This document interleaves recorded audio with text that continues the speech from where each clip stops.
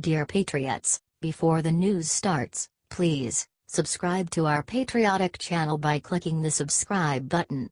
Give us a thumbs up to this video. Don't forget to leave your opinion below in the comments section. Share the news on Facebook and Twitter so your friends see it. Thank you. Whoopi Goldberg abruptly ends interview after being asked about her sexual harassment. The View host Whoopi Goldberg was in an interview with iHeartRadio's Domenick Nati to talk about her ugly Christmas sweaters. However, Nati quickly changed the topic to ask if she had ever been sexually harassed, since that is a hot topic in Hollywood. "No, honey," responded Whoopi Goldberg. Suddenly Goldberg's publicist jumped in. "I'm just going to jump in and let you know we're going to focus on the ugly sweaters. Focus on the sweater line, please. As I warned you before the call," said the publicist as Goldberg sat there quietly. And suddenly, the interview was abruptly ended. Why was she so scared of the question? She spoke against sexual harassment in Hollywood during a different interview with The Hollywood Reporter. "People in power, be they men or women, always prey on people who they know won't tell," said Goldberg in an interview with Stephen Colbert. "It's all coming, and what's happening is women are taking back the narrative, because they're saying, 'Look, we're going to make it dangerous for you to sexually assault us and sexually abuse us. You're going to lose your power base if you do that from now on, because women are starting to speak," Goldberg said. "Gay folks are coming out saying, 'Hey, this happened to me too.' So it's an issue that isn't about sexuality. It's about power. And when you prey on the weak, the stronger of us have to stand with the weak and say, 'We got your back,' and that's what's happening now. I think it's great," she said.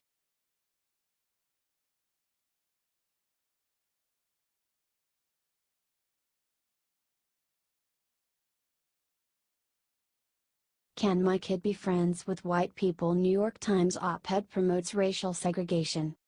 Professor Rika Yanka from Yeshiva University wrote an op-ed for the New York Times encouraging parents to teach their children not to trust white people and to stay away from them. Why? Because some white people voted for Donald Trump. "My oldest son, wrestling with a 4-year-old's happy struggles, is trying to clarify how many people can be his best friend," he wrote.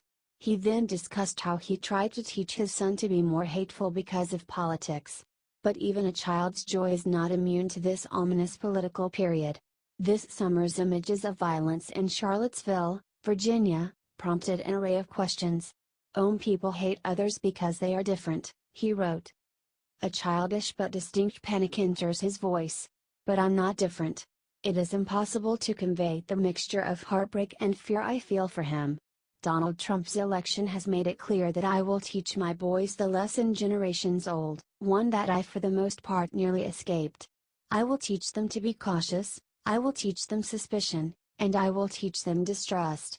Much sooner than I thought I would, I will have to discuss with my boys whether they can truly be friends with white people," he wrote. In other words, he is a despicable racist who is trying to make his children hate the world and be racist themselves. The Reverend Dr. Martin Luther King Jr.'s famous dream of black and white children holding hands was a dream precisely because he realized that in Alabama, conditions of dominance made real friendship between white and black people impossible, he wrote.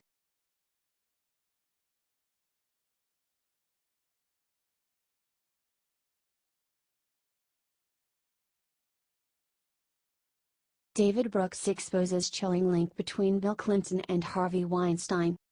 We have been learning more and more about sexual assaults in Hollywood ever since accusers against Harvey Weinstein came forward. During an interview with Charlie Rose, New York Times columnist David Brooks exposes how Bill Clinton is related to this culture of disrespecting women. The uncomfortable thing for a lot of progressives, frankly, is how much did the Clinton thing create this whole environment?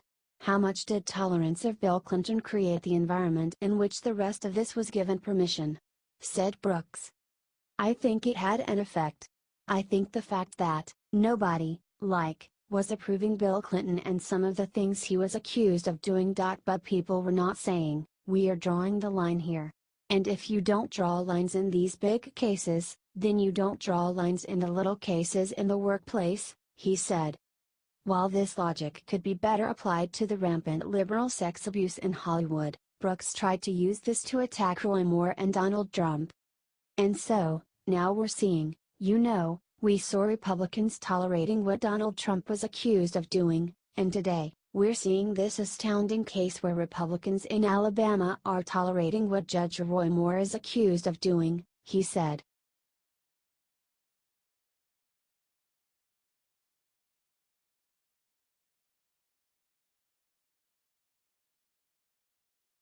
Al Sharpton attacks President Trump for making everything about race. Al Sharpton makes a living out of accusing people he disagrees with of being racists. He wouldn't be famous if he didn't perpetuate racial divisions. However, in a recent op-ed for NBC, he accused President Trump of doing exactly what he does. As we mark 1 year since Donald Trump was elected, the nation is reeling from the loss of 26 people killed at a Texas church. These tragic deaths come almost exactly a week after a suspected terrorist attack in New York that killed 8 and about a month after the worst mass shooting in modern U.S. history in Las Vegas killed 58, started Sharpton, as if to suggest those tragedies were Trump's fault.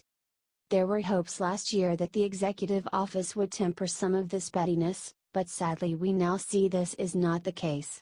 Rather than attempt to grow and learn, Trump has leaned into his role as divider-in-chief. This is exactly the same racially divisive, unapologetic blowhard I knew in New York, he claimed. And the results unfortunately speak for themselves. His ugly, contentious presidential campaign has translated into an equally ugly and divisive first year.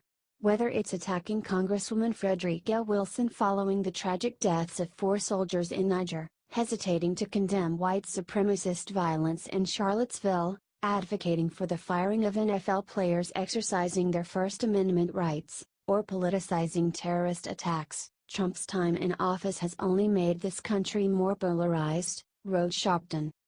Obama was an extremely divisive president too, but he doesn't care because he agreed with Obama. And of course, we all know why Al Sharpton wouldn't say something bad about Obama.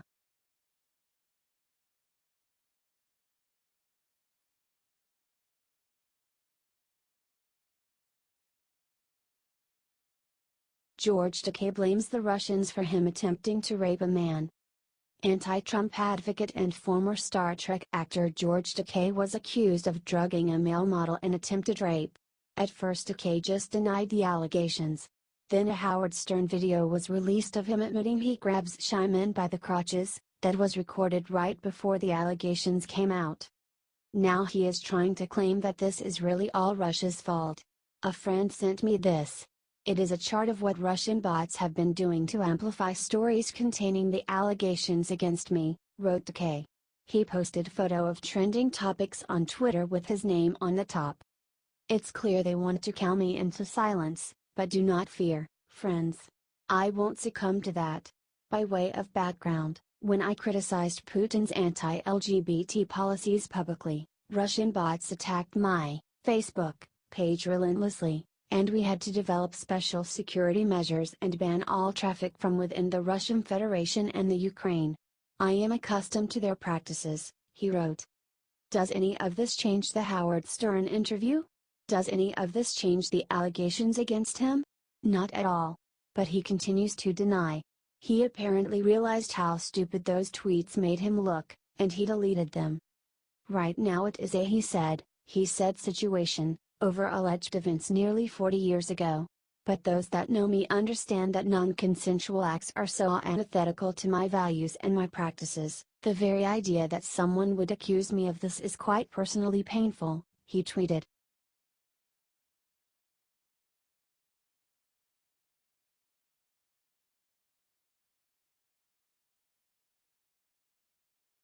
Hannity gets the perfect revenge against Media Matters for trying to pull his funding. The liberal group Media Matters target businesses and pressure them into dropping the conservative journalists that they sponsor. They recently pressured the brand Keurig into dropping Sean Hannity. Angelo, thank you for your concern and for bringing this to our attention. We worked with our media partner and Fox News to stop our ad from airing during the Sean Hannity show, tweeted Keurig. However, conservatives decided to fight back. Many fans of Hannity have been recording themselves smashing their Keurig products as a sign of protest. Keurig made a decision to pull ads from the @scene Hannity show. This decision is disgusting, and will not be tolerated. Regardless of any response, I am done with you, Keurig. You will regret this decision. #break your Keurig. #I stand with Hannity, tweeted one user. I once drank coffee from a Keurig machine and it tasted like communism. #boycott Keurig, tweeted radio host Stefan Molyneux. Hang tough, @Sean Hannity. We've spent over 8 years educating the American people on the vast and well-funded #progressive smear machine. Those who capitulate to their lies will be held accountable, and that's a promise. #stand with Hannity. #boycott Keurig. Tea Party, tweeted Tea Party founder Michael Johns. Then Sean Hannity tweeted, I am humbled and speechless and frankly laughing my ass off. I love all my deplorable friends. Thank you and game on. He tweeted, deplorable friends, I am buying 500 coffee makers tomorrow to give away. Details on radio and TV.